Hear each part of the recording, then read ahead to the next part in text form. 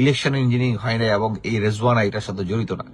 এই Rezwana they will be burn in hell and তার দোসর যারা আছে, যারা বাংলাদেশি ইলেকশন ইঞ্জিনিয়ারিং যারা গণতন্ত্রকে ধ্বংস করেছে, তারা ধ্বংস হোক। রমজান মাসে আমাদের সবাই আমিন বলে যাবে। রেজওয়ানা চৌধুরী যিনি আমাদের উপদেষ্টা ছিলেন, তার একটা ফটো কার্ড আমি শেয়ার করেছি, ওটা নিয়ে লোকজন আবার সেম যে এটা ভুয়া এবং এটা নিয়ে লোকজন গালাগালি যেটা নর্মালি করে ওটা করতেছে। I don't mind.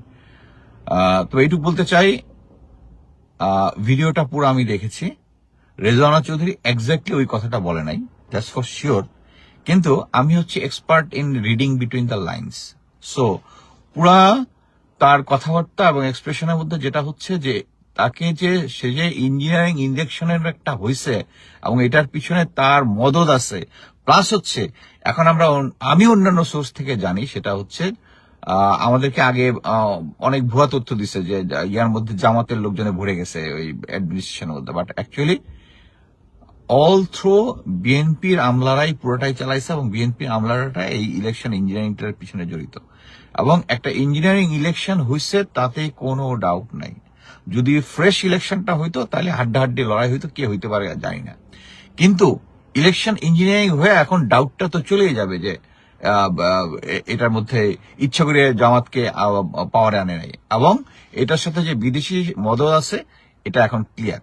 আমি আগে বলেছিলাম যে আমেরিকা চায় না বিএনপিকে, যেমন ইন্ডিয়ার সাথে আঘাত করেছে, দ্যাট ওয়াজ ভুল। ওই ভুল আমি অ্যাকসেপ্ট করি, ওইটা ছিল ভুল। কারণ আমেরিকা হচ্ছে এমন এক জাতি, তারা নিজেদের লাভ যেটাতে ওইটাতেই কাজ করে। সে দেখছে যে এটাতে আর নিজেদের লাভ বেশি, ইন্ডিয়ার সাথে যদি এখানে এটা নিয়ে গন্ডগোল করে তাহলে এখানে সে কন্ট্রোল করতে পারে না। কারণ অলরেডি তারা জানে যে আমাদের আমলাদের ভিতরে কত পার্সেন্ট এই পুরোনো আওয়ামী লীগের লোকজন আছে। সো ওইটা অ্যাকসেপ্ট করে তারা চাইছে যে বিএনপি ক্ষমতায় আসুক। সো এবং রেজওয়ানা যে কথাগুলা বলছে, আর রেজওয়ানা হচ্ছে বাংলাদেশের যে ইন্ডিয়ান হেজিমনি, কালচারাল হেজিমনি, মিডিয়ার যে কন্ট্রোল যেটা আছে ওইটার অংশ, আসিফ নজরুল ওইটার অংশ।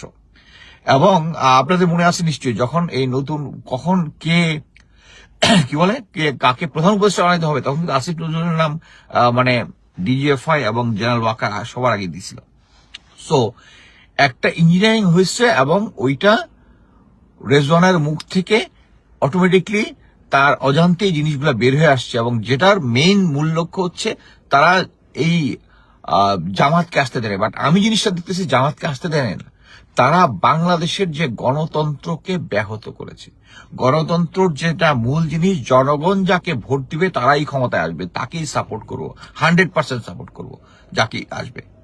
বাট এইটাকে ব্যাহত করেছে এই রেজওয়ানা এবং তার দোসররা, এইটা হচ্ছে ফাইল। সো ফটোকার্ড এক্স্যাক্টলি ওই কথা বলে নাই, আই অ্যাকসেপ্ট ইট এক্স্যাক্টলি বলে নাই, কিন্তু তারা ইলেকশন ইঞ্জিনিয়ারিংটার মধ্যে পার্ট ছিল, এটা তার কথার মধ্যে স্পষ্ট বোঝা গেছে।